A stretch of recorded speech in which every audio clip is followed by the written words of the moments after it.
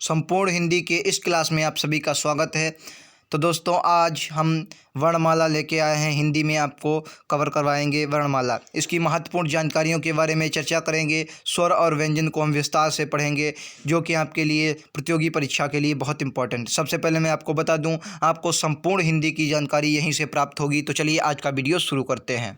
तो चलिए दोस्तों, शुरू करते हैं आज का ये वीडियो। सबसे पहले मैं आपको बता दूं, आज हम आपके लिए स्वर कंप्लीट करवाएंगे, जिसमें अच्छे से अच्छे आपको तथ्य बताएंगे और महत्वपूर्ण जानकारी पर चर्चा करेंगे। कुछ क्वेश्चन भी आपसे डिस्कस करेंगे। सबसे पहले, अगर आपने हमारे वीडियो को चैनल को सब्सक्राइब नहीं किया है तो सब्सक्राइब करें और वीडियो को लाइक करना ना भूलें। और अगर वीडियो अच्छा लगा तो शेयर करें इसे। और इसके लिए अगर आप संपूर्ण हिंदी की जानकारी हमसे चाहते हैं तो हमारे चैनल को सब्सक्राइब करें और यहीं से आपको संपूर्ण हिंदी का पाठ्यक्रम मिलेगा। तो चलिए आज का वीडियो शुरू करते हैं। तो सबसे पहले भाषा की बात करते हैं। भाषा से बिल्कुल स्टार्ट से बिगनिंग से हम शुरू करते हैं। देखिए, भाषा की जो सबसे छोटी इकाई होती है इसे हम वर्ण कहते हैं। वर्ण जो होता है वह भाषा की सबसे छोटी इकाई होता है।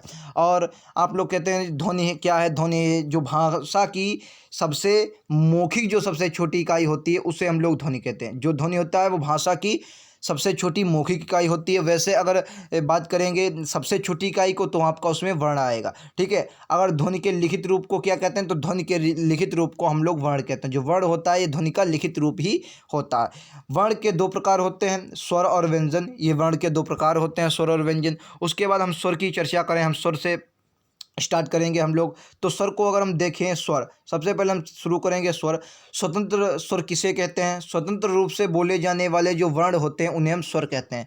जो भी स्वतंत्र रूप से आप बोलेंगे वो आपके सभी स्वर कहलाएंगे। स्वरों की अगर संख्या की बात करें तो स्वर आपके 11 होते हैं। 11 आपके स्वर होते हैं। अगर हम इसके पहले सबसे पहले शुरुआत करें इसके बारे में, तो उच्चारण काल के आधार पर, अगर हम उच्चारण काल के आधार पर देखें कि जैसे हम उच्चारण करते हैं ये, तो आपके स्वर कितने प्रकार के होते हैं? उच्चारण काल के आधार पर आपके स्वर होते हैं 3 प्रकार के। जी हाँ, 3 प्रकार के उच्चारण काल के आधार पर आपको याद रखना। उच्चारण काल के आधार पर स्वर आपके 3 प्रकार के होते हैं। आइए उनको डिस्कस करते हैं। देखिए, सबसे पहले हास्य स्वर आता है। हास्य स्वर में आपको छोटा मिलेगा, छोटी, छुटाव और ऋण। ये आपके कैसे एकमात्रिक स्वर हैं। आपको बहुत अच्छी तरीके से याद रखना है। जो आपके एकमात्रिक स्वर होंगे वो आपको हास्य स्वर में देखने को मिलेंगे। जी हाँ, हास्य स्वर में जो भी आपको देखने को मिलेंगे सभी एकमात्रिक स्वर होंगे। उसके बाद जो दीर्घ स्वर आता है, नंबर 2 पे आपका दीर्घ स्वर आता है। दीर्घ स्वर में क्या आता है? बड़ा ई, बड़ा, बड़ी, बड़ऊ, ए, आए, ओ, आओ। जो आपके द्विमात्रिक स्वर होते हैं वह आपके सभी उच्चारण काल के आधार पर जो भी द्विमात्रिक स्वर होंगे वो दीर्घ में आएंगे। एक इसी में आपका आता है लुप्त स्वर। लुप्त स्वर आपको हमने इसमें डिस्कस नहीं किया है क्योंकि उनके बारे में ज़्यादा व्याख्या हम नहीं करेंगे। ये हास्य और दीर्घ, इसके बारे में हमने जानकारी आपको दे दी है। उसके बाद प्लुप्त स्वर आता है जो आपका उच्चारण काल के आधार पर तीसरे नंबर पर आता है। ठीक है, अगली जानकारी देखते हैं। जो आपके दीर्घ में आते हैं ये सभी क्या होते हैं? आपके दीर्घ में जो भी आएंगे वो द्विमात्रिक होंगे। उसके बारे में अगर बात करें, बड़ा, बड़ी और बड़ऊ, जो ए होते हैं ये आपके सजातीय स्वर हैं। कैसे सजातीय स्वर होते हैं? बड़ा, बड़ी, बड़ऊ सजातीय स्वर।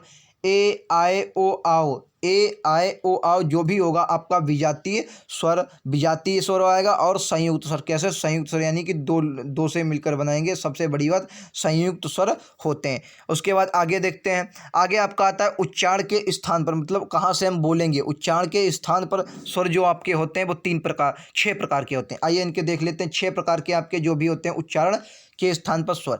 सबसे पहले आता है कंठ।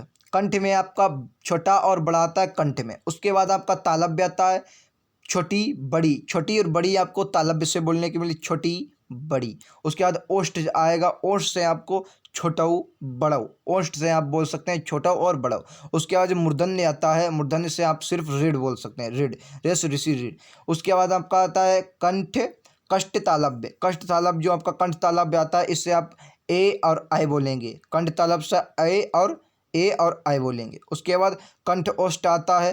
कंठ ओष्ठ से आप ओ और औ बोलेंगे। जी हाँ, ओ और औ। ये आपके थे उच्चारण काल के स्थान पर 6 प्रकार के स्वर थे आपके उच्चारण के स्थान पर जहाँ से आप बोलेंगे। उसके बाद आगे देखते हैं उच्चारण की प्रकृति के आधार पर। ये आपके उच्चारण की प्रकृति के आधार पर स्वर होते हैं। इन्हें हम क्या कहते हैं? उच्चारण की प्रकृति के आधार पर स्वर। और इन्हें तीन प्रकार के होते हैं। इन्हें जीवा के आधार पर भी कहा जाता है, ये आपको बात याद रखनी, इन्हें जीवा के आधार पर भी कहा जाता है। जी हाँ, जीवा के आधार पर भी कहा जाता है और उच्चारण प्रकृति के आधार पर भी कहा जाता है। अग्र, मध्य, पश्चिम, मतलब जीवा के आधार पर आगे से आप जीवा के आगे से क्या बोलेंगे, छोटी, बड़ी, ए, आए, ये आपके जीवा अग्र जीवा से बोलेंगे। मध्य जीवा से आप सिर्फ छोटा आ बोलेंगे। उसके बाद जो पश्च जीवा होगी, पश्च से आपके बड़ा, छोटाऊ, बड़ाऊ, ओ और आओ, ये आप बोलेंगे मध्य से। आपको याद रखना उच्चारण प्रकृति के आधार पर स्वर आपके कितने होते हैं, तीन प्रकार के स्वर होते हैं और इन्हें जीवा के आधार पर भी कहा जाता है। अगला क्वेश्चन है बहुत इंपॉर्टेंट आपके लिए, सभी जानकारी है, आप ध्यान से पढ़िए। अगर वास्तव में आपको लगता है कि हाँ बहुत अच्छी जानकारी, तो चैनल को सब्सक्राइब करना बिल्कुल ना भूलें। तो चलिए आगे शुरू करते हैं।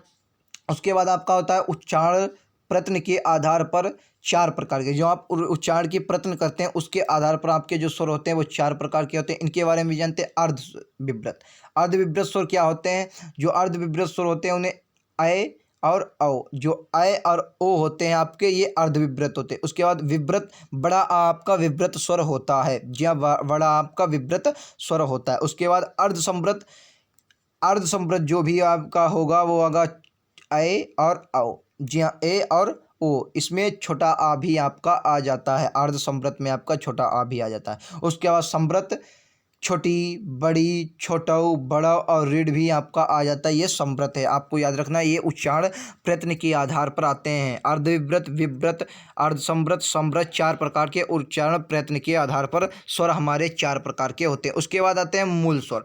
मूल स्वर जो आपके होते हैं उन्हें चार होते हैं। मूल स्वर जो भी होंगे आपके चार ही मूल स्वर होंगे। कौन कौन से, चलिए शुरू देखते हैं।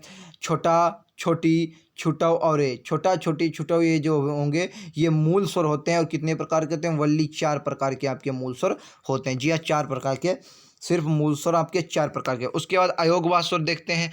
अयोगवाह स्वर कौन कौन से होते हैं। अयोगवाह स्वर आपका होता है अंग, अंग कैसा आपका स्वर है, अयोगवाह स्वर है। कहाँ से, अनुस्वार स्वर है। कहाँ से बोला जाएगा, कंठ और नासिक के, कंठ नासिक से बोला जाने वाला स्वर है, अनुस्वार है। अंग, अंग कैसा, अनुस्वार अयोगवाह स्वर में आ जाता है। अयोगवाह स्वर आपके कितने होते हैं, दो स्वर होते हैं। उसके बाद आपका आह आता है, विसर्ग स्वर होता है। तो ये थी स्वर के बारे में जानकारी। व्यंजन का पार्ट आपको अगला मिल जाएगा, पार्ट 2 वर्णमाला देखना ना भूलें। धीरे धीरे आपको संपूर्ण हिंदी की जानकारी प्राप्त होगी। अगर आपको इस वीडियो में कुछ नया सीखने को मिला तो हमें कमेंट बॉक्स में ज़रूर बताइएगा। चैनल को सब्सक्राइब करिएगा, वीडियो को लाइक कीजिएगा और पार्ट 2 देखना बिल्कुल ना भूलें। तो थैंक यू, आज के लिए इतना ही।